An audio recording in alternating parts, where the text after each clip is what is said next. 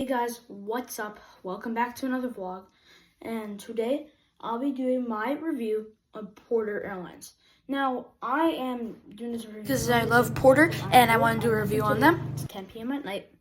So, I'll be doing a vlog on Porter Airlines. It's starting today on Thursday. My flight is on Saturday, and I'll do the vlog on the flight coming back also. And tomorrow's Friday, and I'll be vlogging myself packing, and hopefully it's under the weight limit. So to start off, this video, like this part of the vlog, I'm gonna be telling you about Porter and stuff. So first, let's start off the plane. Poof, right here.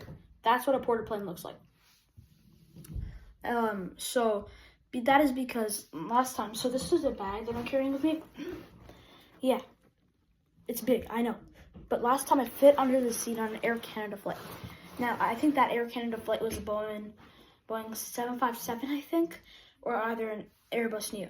So those planes are fairly medium sized.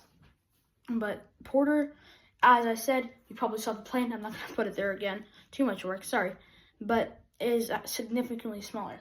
But the thing is, some of the seats are wider, so hopefully I can fit this bag under the seat. And we are traveling with a dog. I'll show you what the dog bag looks like. It's right there. So hopefully this is successful. Not successful. Of course it's going to be successful. It's a trip. But hopefully it's easy. I'm just going to be doing a vlog tomorrow of myself packing and see what I have to pack for the trip. And yeah, so I'll see you tomorrow and on Saturday. What is up, guys? Welcome to part 2 of the vlog. And today I have some updates, pros and cons, and I'm going to tell you about bringing the dog. So basically, the updates, so we're actually taking 2 bags instead of 1, and that is because we just find out our bag exceeds the weight limit, and that's only on Air Canada, and Porter's going to be way more minimized. So sometimes actually exceeding the weight limit is way more expensive than having a second bag. Sometimes it can come up to hundreds of dollars. So yeah, I think that's a better choice. I just finished packing my bag. We spent the whole day packing. Well, not the whole day, I played outside a bit. But yeah, so this is the carry-on bag, or not carry-on bag. What did I call it? The dog carrier that we got from the store. We've tested it a couple times, and it actually works out really well. So yeah, I think our dog Major will fit well in that. He actually has to stay in there the whole entire flight. So it's a 2-hour flight. It's not that much, but if he needs to do his business, then it'll be really hard for him. So, but there is a relief area in the airport. I also have my bag here. So what I'm scared of is that they're gonna weigh the bags, because sometimes they weigh carry-on bags, and this kind of looks like a carry-on bag.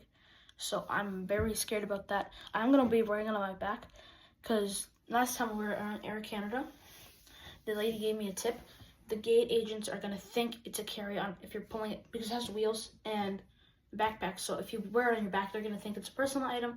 If you do it on the wheels, they're going to think it's a carry-on, because usually carry-ons have wheels. So yeah, so our Uber leaves tomorrow morning, and I'll update you then. And as of right now, I'll actually try to go get my dog and put him in. So yeah, I'll be right back. Alright guys, so my dog is in here right now. Here, I'll put this right here. Oh, buddy. Oh, he's heavy. Oh my goodness, my dog's heavy. So right here, this is him right now. He's in there. You can't see him. 1 second, I'll be right back. Here you go. Here's my dog. Here's Major. Yep. You've been training him for the past couple of days, and he's been doing very, very well with the bag.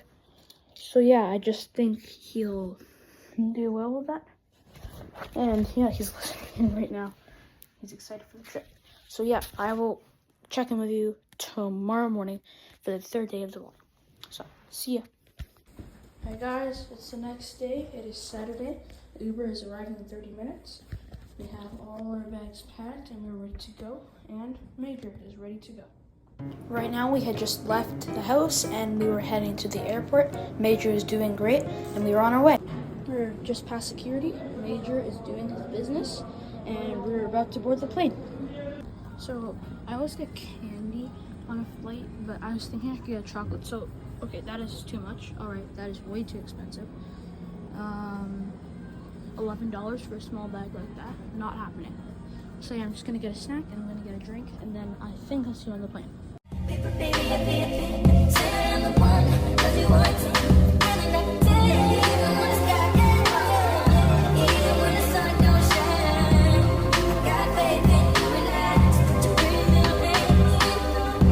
Now we had boarded the plane, and the seat, I'll review the seat. So the seat pocket wasn't that crazy. It was a little small, to be honest.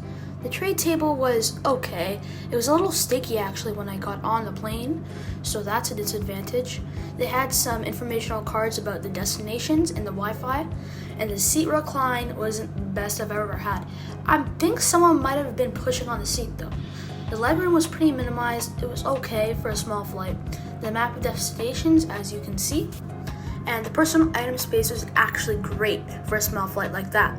They had good enough Wi-Fi. It wasn't the best, it wasn't the worst. Got some Mr. Noodles. They had a wide variety on the menu, and Major was doing great. He was actually having lots of fun, just sleeping the whole time.